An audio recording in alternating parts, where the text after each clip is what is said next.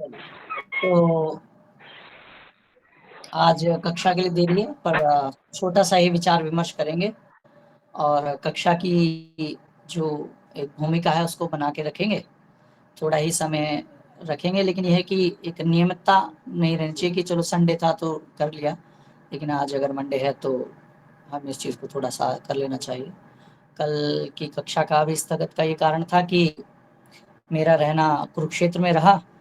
कुरुक्षेत्र में माता रानी भगवती सती के शक्तिपीठों में से एक शक्तिपीठ है भद्रकाली शक्तिपीठ, जहाँ पे माता रानी के चरण का टकना गिरा, पैर का हिस्सा गिरा कह सकते हैं। छिन्नमस्तिका, ज्वालामुखी, नैना देवी, कामाख्या, इन सब जगहों की महिमा है। और ऐसे ही महिमा कुरुक्षेत्र धाम में जो वहाँ पे शक्तिपीठ है वहाँ की है। एक पैर का टकना गिरा दिल्ली में, एक पैर का टकना गिरा कुरुक्षेत्र में। दोनों ही जगह भद्रकाली को समर्पित हैं। एक को भद्रकाली के नाम से जानते हैं, एक को कालका माता के नाम से जानते हैं। आप में से जो दिल्ली के हैं वो कालका मंदिर गए भी होंगे। तो ये समझ लीजिए कि उनकी सहोदरी कुरुक्षेत्र वाली देवी हैं। तो जयंती मंगला काली भद्रकाली कपालिनी दुर्गा शिमा शिवा दात्री स्वाहा सुधा नमोस्तुते। तो देवी की बड़ी अटूट अनुकंपा है कि पहले सुबह गए, फिर उसके बाद स्नान आदि किया ब्रह्म सरोवर में, अपने गुरुकुल जाना हुआ। जो पूज्य पीठ है स्वर्गवासी गुरुदेव की, उसको जाके प्रणाम किया। आज भी वहाँ पे अध्ययन अध्यापन होता है। हमारे ही कोई दूसरे गुरु भाई हैं जूनियर, वो हमसे वो वहीं पढ़ाते हैं अब। तो लेकिन गुरु के स्थान पे गए हैं, तो गुरु नहीं है तो इसका मतलब ये नहीं कि उसके स्थान पे नहीं जाना है, तो भी जाते हैं, तो भी प्रणाम करते हैं। तो वहाँ गए। कुछ नियम मैंने लिख के ये भी डाले। वो नियम हमने बहुत दिनों से अध्यात्म की नियमों की बात नहीं करी, आज उस पर थोड़ा सा छोटा सा लेक्चर रखते हैं, बस उसके बाद क्लास को विराम देंगे। क्या क्या? एक, जब भी आप किसी तीर्थ स्थल पर जाते हैं, गंगा आदि नदियों, ब्रह्म सरोवर इत्यादि तीर्थ स्थलों पर जाते हैं, तो ऐसा नहीं है कि गंगा जी जा रहे हैं तो वहीं जाके नहाएंगे। ऐसा नहीं, घर से नहा के जाओ। होटल में हो, रुके हो तो होटल से नहा के जाओ, वहां जाके दोबारा नहाओ। ये शास्त्र का नियम है। गंगा जी, ब्रह्म सरोवर इत्यादि, यमुना इत्यादि अपना मैल छुटाने की जगह नहीं है कि तुम गए और नहाए नहीं था, वह गंदे फंदे उसी में घुस गए। भाई तुम घर पे हो तो फ्रेश होके तो जाओगे, फ्रेश हुए तो तुम ऐसे गंदे सीधे चले गए। तुम जगत जननी परम्बा की गोद में जा रहे हो, तुम पवित्र स्थलों की गोद में जा रहे हो, और तुम ऐसे बिना नहाए घुस गए। घर से नहा कर ही जाना है। घर से नहाने के जाने के बाद सबसे पहले उस स्थान को प्रणाम करना है। स्थान को प्रणाम करने के बाद अपने वस्त्र आदि, पूरा नग्न नहीं हो जाना है। वस्त्र आदि पहन के, चाहे लपेट के करो, पुरुषों के लिए खास तौर पे उसको लपेट के करें। फिर जल को प्रणाम करना है।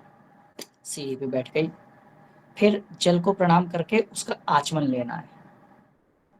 आचमन ले लिया। आचमन के बाद दूसरे हाथ से आचमन उठा के हाथ को पवित्र करना है। फिर उठा के जल को फिर से प्रणाम करना है। फिर जल के अंदर प्रवेश करना है। जल को प्रवेश करने के बाद से अंदर जाकर एक डुबकी लेनी है। डुबकी लेने के बाद अब आप पवित्र हैं। उसके बाद आप सूर्य को अर्घ देंगे।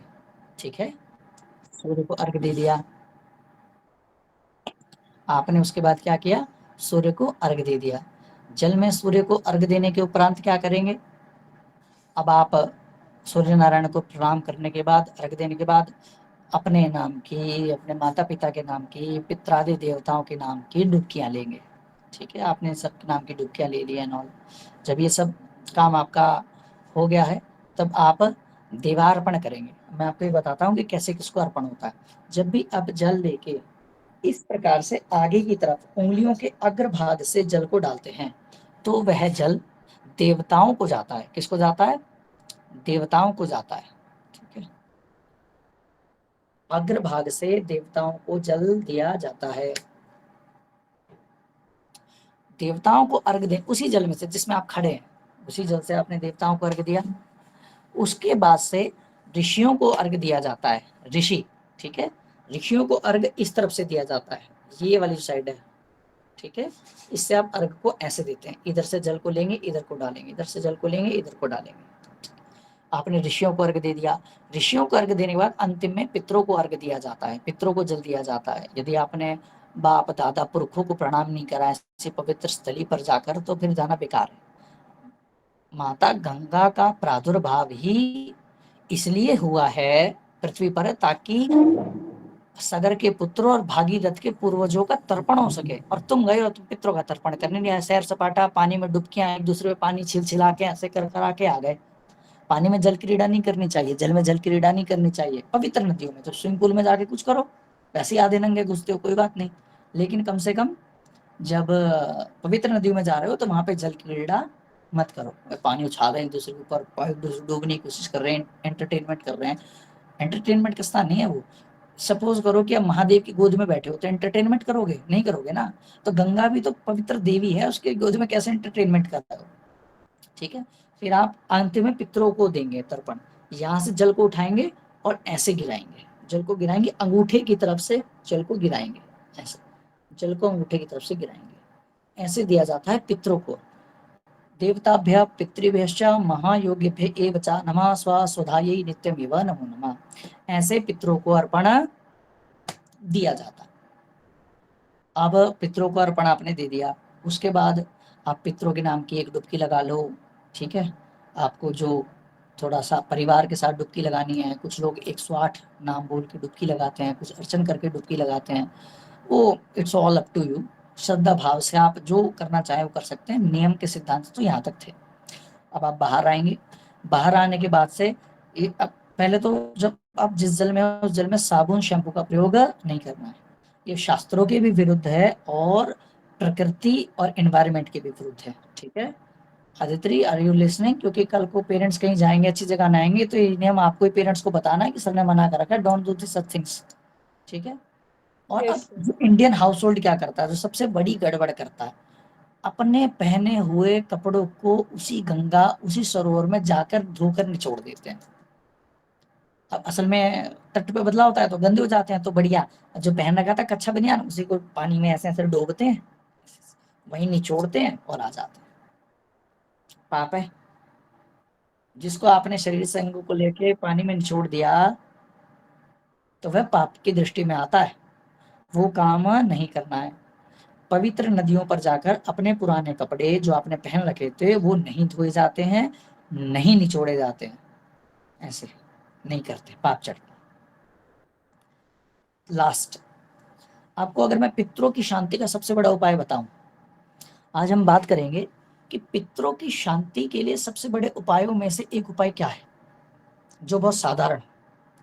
तो जब भी आप किसी पवित्र स्थान पर जाएं, गंगा यमुना चैव गोदावरी सरस्वती, किसी भी पवित्र नदी तालाब पे जाएं, पवित्र जगह पर जाएं, तो वहां पर आपको क्या करना है, जब आप नहाकर निकलें तो किसी वस्त्र से अपने शरीर को साफ ना करें, ऐसे रगड़ रगड़ के साफ ना करें,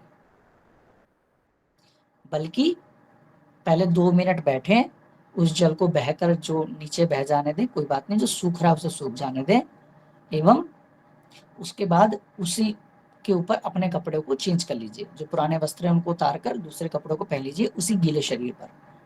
असल में पितर जो हैं वो हमारे शरीर, हमारे तन पर लगे हुए पानी की जो बूंद होती है उनका पान करते हैं, वही उन्हीं से उनकी प्यास बुझती है। पितरों का तर्पण ऐसे ही होता है। आप बड़ा सा तर्पण नहीं कर पा रहे हैं, दूध दही शहद पूजन नहीं कर पा रहे हैं, तो ये छोटा सा उपाय करेंगे आपको बहुत फायदा देगा। इसलिए कभी भी आप पवित्र स्थान पर जाते हैं तो क्या करा करें, अपने शरीर को बढ़िया तौलिए से पोंछ के साफ ना करें। गीले शरीर को 2 मिनट सूखने के लिए कहीं बैठ जाएं और 2 मिनट जब आप हरि का नाम ले लें, पितरों की मुक्ति के लिए प्रार्थना कर लें, उसके बाद गीले शरीर पर ही कपड़े पहने। कोई इतना गीला नहीं होता कि तुम्हारे नए कपड़े भी गीले हो जाएंगे, थोड़ा ही फर्क पड़ता है, कोई खास फर्क नहीं है।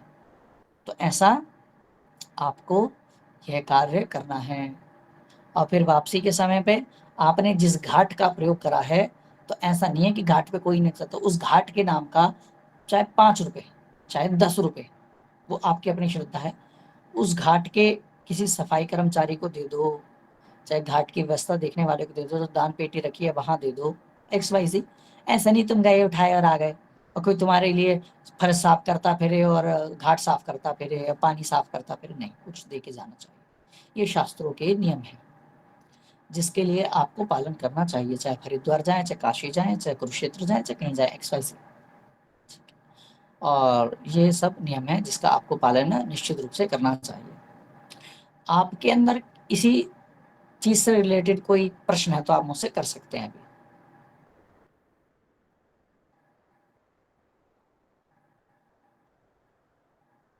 जी। जब हम वहाँ पे गए हरिद्वार में तो हम इतनी अर्ली मॉर्निंग नहाए कि सूरज देवता नहीं थे, तो अर्घ कैसे दें? सुबह जब 4 एक बजे। बार सुबह 4 बजे भी जो आप सूर्य की दिशा में अर्घ दे सकते हैं, क्योंकि वो ब्रह्म मुहूर्त लग चुका है। वह उस ब्रह्म मुहूर्त में आप पूर्णता से अर्घ दे सकते हैं। एक बार 4 बजे के बाद, 4 बजे से पहले नहीं दे सकते। 4 बजे से पहले तो नहाना भी वर्जित है, लेकिन 4 बजे आप सूर्य को अर्घ दे सकते हैं, उनको उस दिशा का स्वामी मानकर कि आप थोड़ी देर में इस दिशा से उतरेंगे तो हम आपको ये अर्घ देते हैं। तो ऐसा कर सकते हैं, नो डाउट एट ऑल। ठीक थैंक है यू। ना? तो इन चीजों का आपको ध्यान रखना है। तो आगे से आप कभी पितरादि स्थान पर जाएं तो इस चीज का ध्यान रखें। ये आपको पितरों से संबंधित छोटे छोटे दुष्कर्म हो जाते हैं ना, पाप हो जाता है, बाद में भुगतने पड़ते हैं, तो कुछ तो इंसान सही करे। जैसे हमने उंगली ठीक करी कि कौन सी उंगली से टीका लगाते हैं, आसन को ठीक कराएं, so and so and so and so and so and so this things. यही चीजें आपको क्या करेंगी, आगे फायदा देंगी। ठीक है। तो कभी भी आपको क्या करना है कि नहा के जाना है और जो मैंने नियम बताया उनका पालन करना है। ठीक है। जो अगर हम जैसे ग्रहण में नहाने गए थे, चंद्र ग्रहण में, जी। तब क्या करें? चंद्र ग्रहण में नहाने गए थे। हाँ, गंगा जी में चंद्र ग्रहण लगा था ना, फिर रात को 2 बजे से नहाए थे चंद्र ग्रहण में। ठीक है। ये विशेष परिस्थिति अनुकूल है ना। अच्छा। इसमें आपके कुछ पुण्य का भाग चंद्र देवता इत्यादि को भी लगता है। ठीक है। ये विशेष परिस्थिति अनुकूल है। विशेष परिस्थिति अनुकूल जन्य जो है उनका परिहार होता है।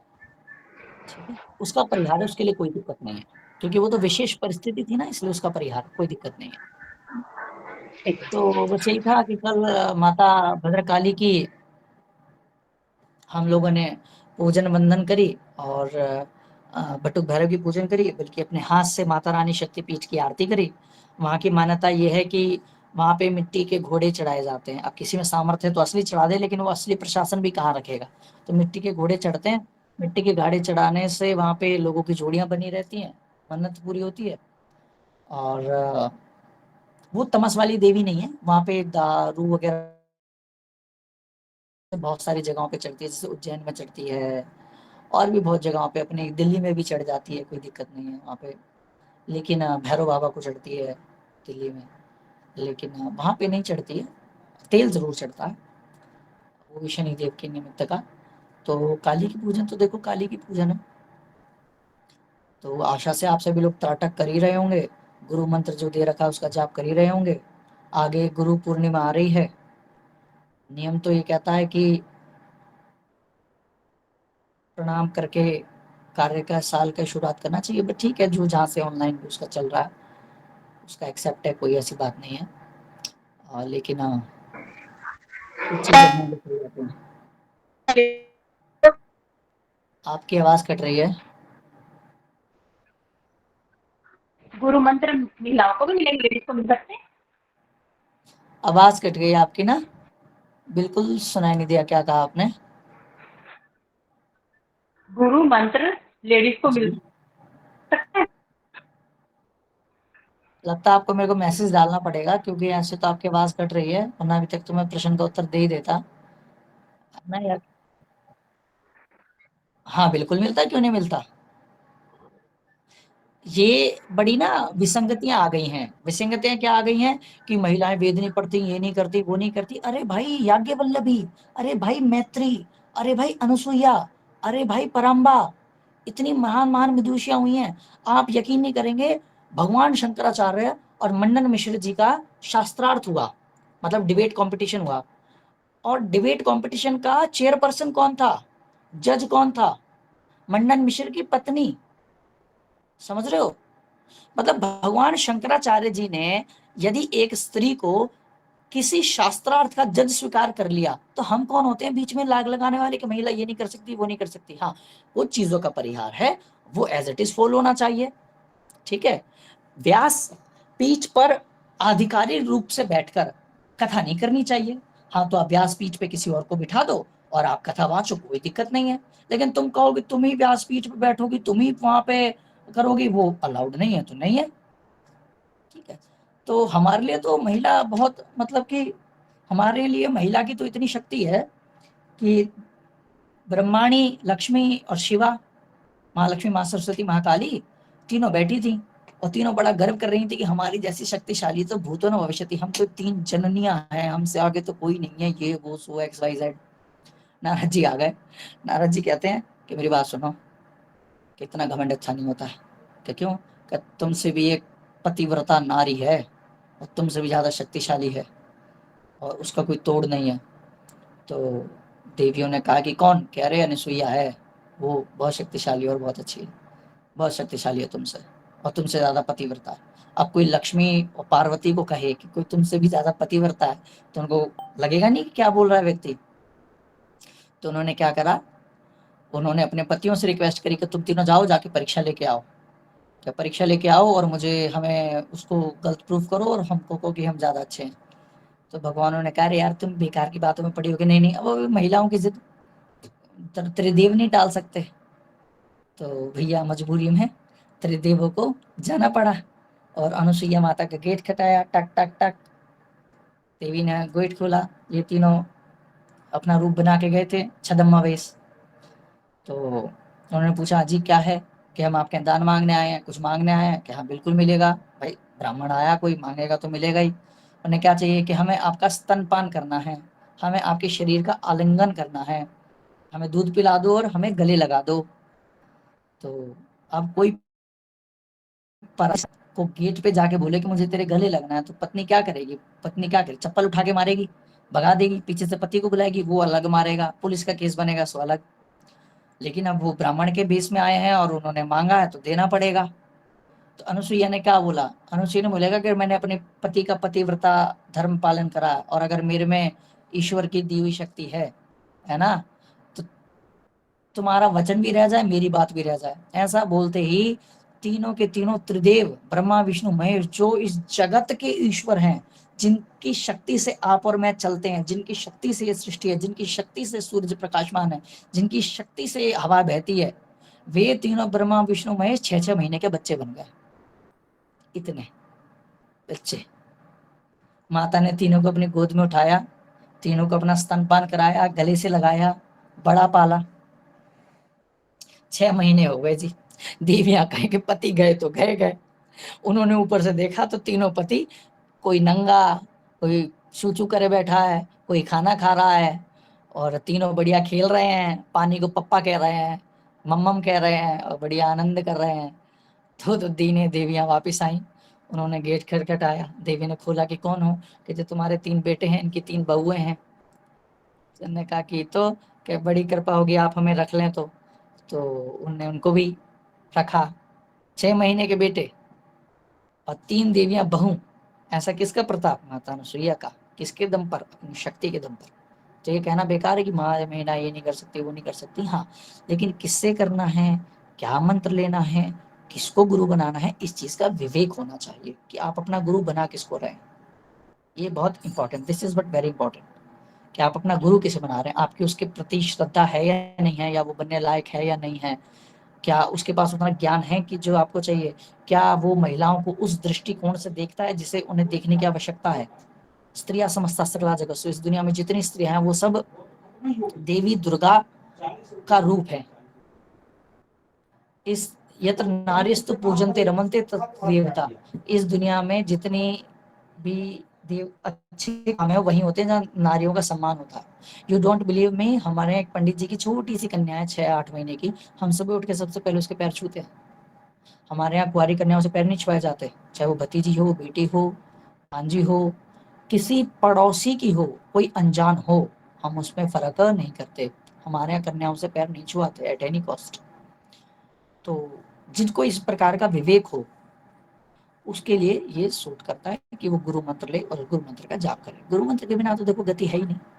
आपके पास गुरु मंत्र ही नहीं है तो फिर क्या, कुछ नहीं हो सकता। तो गुरु मंत्र आपके पास होना चाहिए। तो गुरु पूर्णिमा पे कुछ परीक्षा लेके देखेंगे, जितना आज तक हमने पढ़ाया है उससे पहले। तो जो योग्य होगा और जो मंत्र लेना चाहेगा सिर्फ उसी को देंगे। फ्री में बांटने की चीज नहीं है तो फ्री में देंगे भी नहीं, ठीक है। जो लायक होगा उसी को देंगे। तो आज कक्षा में विद्यार्थी भी कम है क्योंकि कक्षा का समय डिस्टर्ब है विशेष परिस्थितियों के कारण से। कल समय पे कक्षा रखेंगे। और मेष वृष की हम बात कर चुके हैं, मिथुन पे हम बात करेंगे कि मिथुन कन्या में, मिथुन लगन पे द्वादश भावों में सूर्य का क्या फल होता है, ठीक है। और थोड़ी सी साधना और तंत्रमय बात करेंगे। आज के लिए विराम लेते हैं। और आज के लिए बता दिया कि आप किसी पवित्र स्थान पर जाते हैं तो क्या नियम इत्यादि होते हैं, ठीक है। इन चीज को कहीं लिख लीजिए वरना भूल जाओगे कि क्या करना होता है, किसको आचमन देना होता है, किसको अर्घ देना होता है। तो just do as I said and तो इसके बाद अब हम मिलते हैं अगली कक्षा में, ठीक है।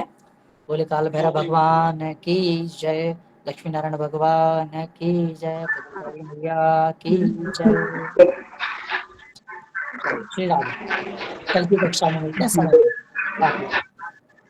नमस्कार।